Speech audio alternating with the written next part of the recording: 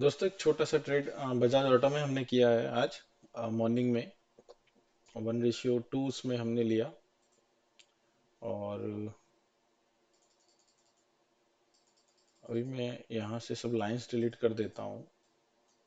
इसको समझ लेते हैं कि हमने इसको किस बेसिस पे सेल किया था। अभी आप देख रहे हैं कि वनडे में तो ये कैंडल ग्रीन या इंडिसीजन टाइप ही बन रही है, लेकिन हमने इसको टॉप से सेल किया था। कहाँ तक के लिए सेल किया था उसको समझ लेते हैं। अभी जब तक आज का मार्केट नहीं बना था तो हमें ये दिख रहा है कि मार्केट के पास ऊपर एक रेजिस्टेंस का एरिया पड़ा हुआ है, जहां से ये ग्रीन कैंडल क्लोज हुई, उसके बाद रेड कैंडल सेल हो गई। फिर ये ग्रीन कैंडल ऊपर गई और उसके नीचे क्लोज हो गई, और ये रेड कैंडल भी ऊपर गई और यहाँ से सेल होके नीचे चली गई। तो ये मार्केट के पास एक अभी रेजिस्टेंस पड़ा हुआ है। तो रिट्रेसमेंट तक के लेवल के लिए हम इसको ट्रेड कर सकते हैं, क्योंकि ओवरऑल स्ट्रक्चर इसका बुलिश ही है। तो सेल लंबा तो नहीं ये हम कर सकते, लेकिन एक छोटा सा ट्रेड इसमें एग्जीक्यूट किया जा सकता है। तो जब हमने इसको वनडे के बाद अपनी लाइंस को फाइन ट्यून करने के लिए 1 आवर पे प्लॉट किया, तो हमारे पास कुछ एक ये एरिया निकल के आया। हमने एक मार्केट का जोन पकड़ लिया जहां से मार्केट रिजेक्शन ले रहा है।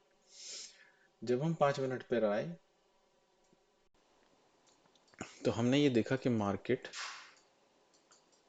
नीचे खुला और तेजी से ये ऊपर की तरफ चला गया बिना किसी स्विंग को क्रिएट करे, वॉल्यूम को डिक्रीज करते हुए।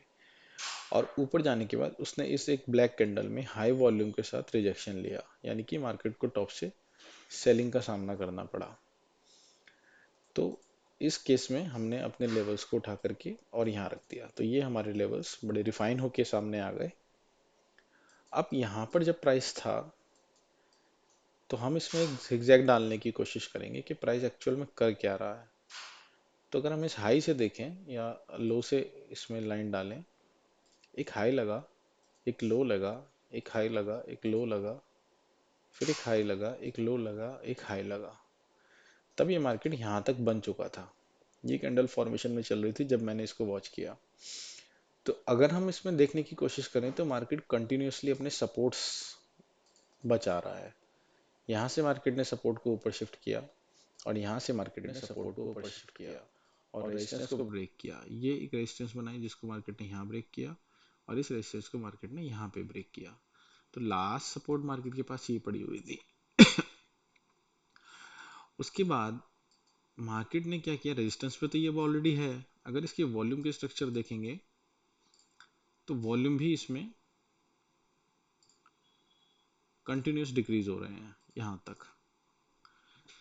तो अब ये रेजिस्टेंस पर जा करके वॉल्यूम नहीं दे रहा है, और अगर ब्रेकआउट नहीं दे रहा है तो ऐसे केस में अगर ये सपोर्ट ब्रेक करता है तो फिर हम इसको रिट्रेसमेंट समझते हुए सेल कर सकते हैं।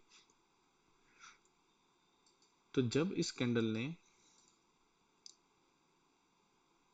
एक हाई वॉल्यूम के साथ फिर एक हाई वॉल्यूम के साथ जब इस कैंडल ने यहाँ से रिजेक्शन लेने के बाद इस कैंडल के नीचे क्लोज किया, इस सपोर्ट को ब्रेक नहीं किया था, इस सपोर्ट को बिल्कुल टच करके ये कैंडल क्लोज हुई। उसके बाद अगली कैंडल ने इसको लो वॉल्यूम के साथ ब्रेक किया और अंदर क्लोज हो गया, यानी कि यहाँ पर मार्केट ने एक और सपोर्ट बनाने की कोशिश करी। तो जब मार्केट ने ये दो सपोर्ट हमें दे दी, तो जैसे ही इस कैंडल ने इसको ब्रेक किया और इसका वॉल्यूम प्रीवियस कैंडल के वॉल्यूम से ज्यादा आने लगा, तब इस रनिंग कैंडल में हमने इसको शॉर्ट कर दिया। स्टॉप लॉस हमारा इस लास्ट कैंडल के ऊपर था,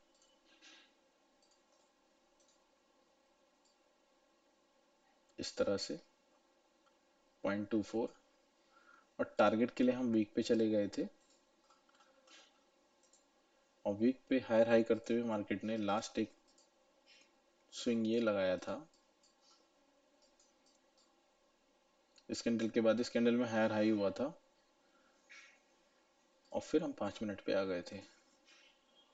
तो जिस हिसाब से हमारा टारगेट इसमें यहाँ तक था, तो इस ट्रेड को हमने इस रनिंग कैंडल में एग्जीक्यूट किया था। 8511 वही प्राइस हमारा यहाँ पर है, 8511। ऊपर का स्टॉप लॉस था और नीचे का टारगेट था। ये शायद यहाँ का टारगेट स्टॉप लॉस रखा था स्विंग के लास्ट स्विंग की कैंडल के ऊपर का, और 1:2 तक इसको हम लेकर के गए थे।